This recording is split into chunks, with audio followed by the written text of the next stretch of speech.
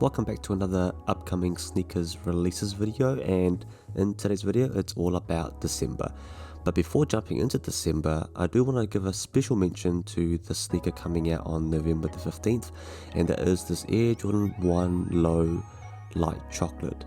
What I really like about the sneaker and why I want to give it a shout out is because it does bring back that Travis Scott 1 vibes, that brown with that pink hit in the interior lining that represents that pink pair of shoelaces that comes with the Air Jordan 1 as well. I just love the color combination of the sneaker. The colorway does comprise of that nice sail, chocolate, pink and black colorways that I think blends perfectly together, and a nice off-white midsole also looks very nice on Air Jordans.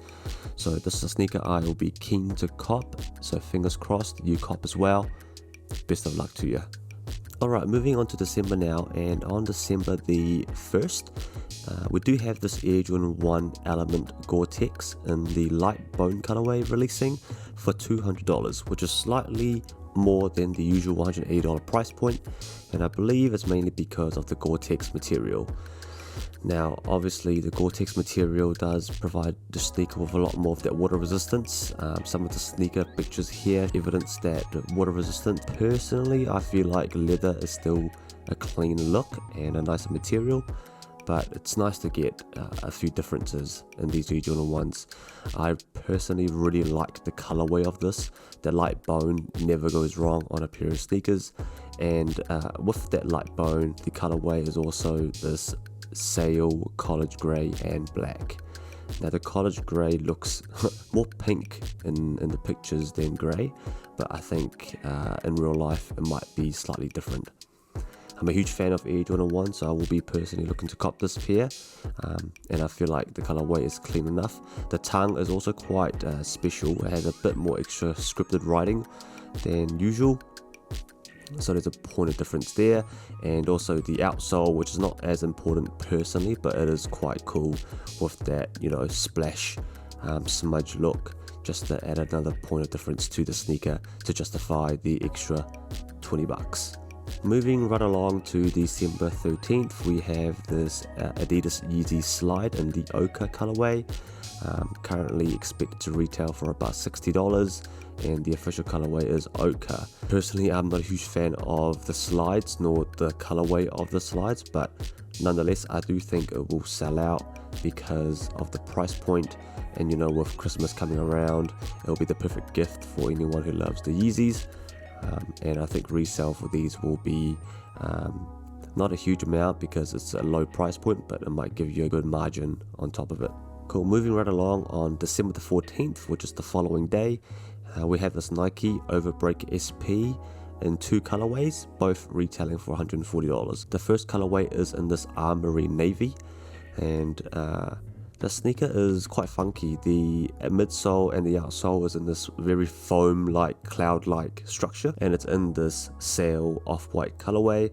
And on the uppers, I believe it is just some sort of fabric. The Nike swoosh looks to be in this tumbled leather, which is quite nice. It adds a lot more texture and you know, contrast to the sneaker.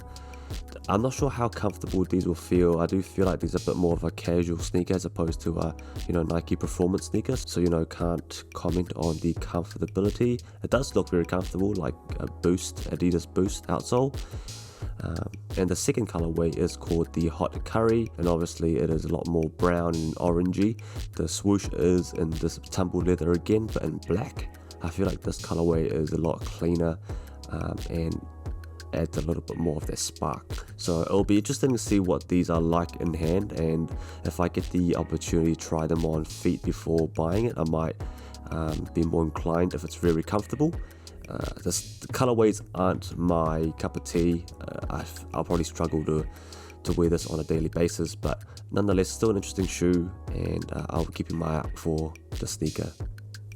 Moving on to the following day again, we have December 15th, and it is a Nike Dunk High women's, and the colorway is white, gum, medium brown and sail. Another sneaker coming out in the sail colorway, which I love, this time in the Nike Dunk High. I have been quite lucky recently with the raffles for these dunk highs, but I always struggle to keep them because once I do my review and my on feet looks, there's always a little bit something about these dunks that makes me dislike them. I think it's just the silhouette.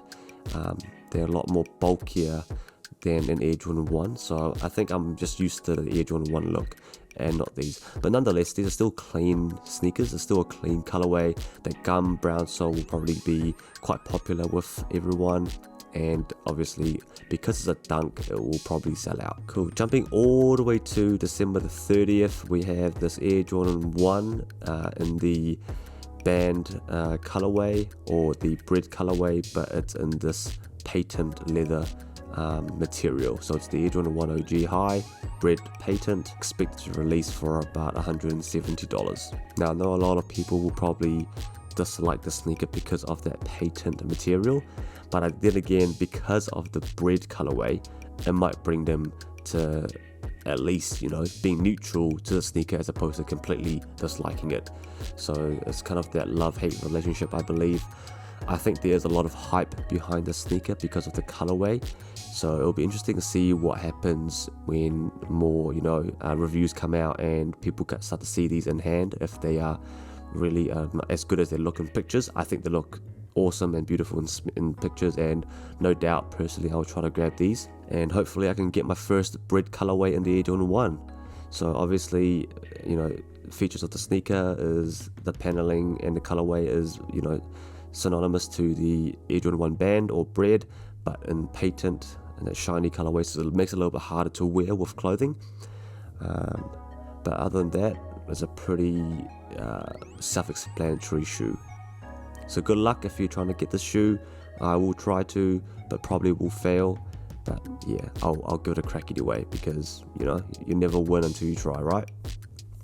But yeah, so those are the sneakers that I personally am trying to cop in the coming month, and it'll be funny to see how many of these will actually end up being in my possession. Before that's said and done, I appreciate you for watching this video. I hope this video helped you out, and I'll catch you in the next one. Peace.